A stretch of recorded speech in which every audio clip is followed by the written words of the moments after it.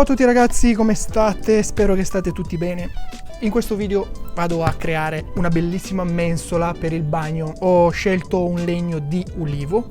L'ho già tagliato, purtroppo non ho fatto il filmato, comunque era una tavola intera. Era una tavola intera. Questo è il pezzo mancante. Era così. Aveva un 2 metri. L'ho fatta metà, questo è il top, la parte sopra, qua magari si mette la vaschetta, come si dice, la parte sotto utilizzerò quell'altra. Allora, come fase di lavoro all'inizio bisognerebbe dargli una bella levigata. Lei è già spessorata, è già in piano, ha tutto un unico spessore. Vado a levigarla per bene, utilizzo una roto orbitale. Allora, parto con un P60, P80, P120, P180 e 220. Invece con il trapano, attaccato questa spazzola col fil di ferro, vado a pulire tutti i bordi in questo modo. Guardate come si pulisce bene. Nella direzione della fessura andiamo a fare quella roba qua.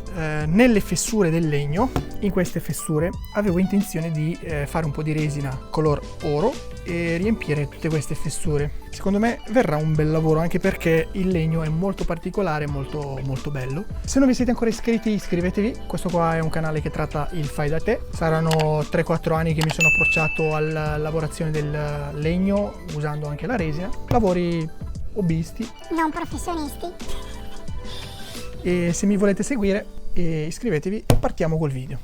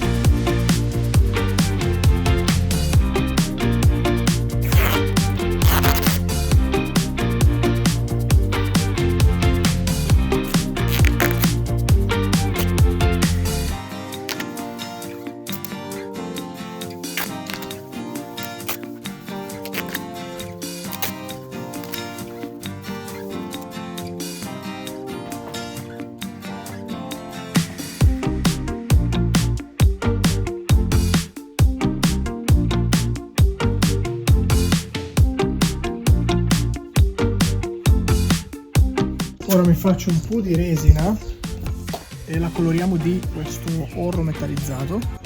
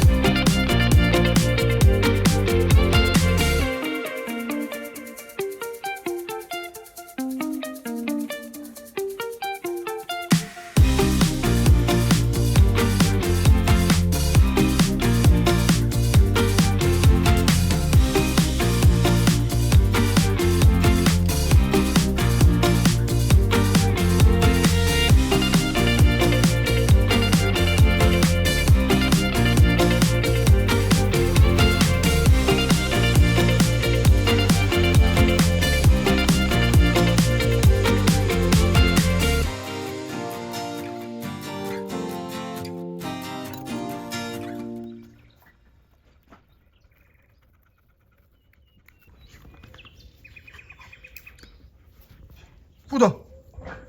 Allora?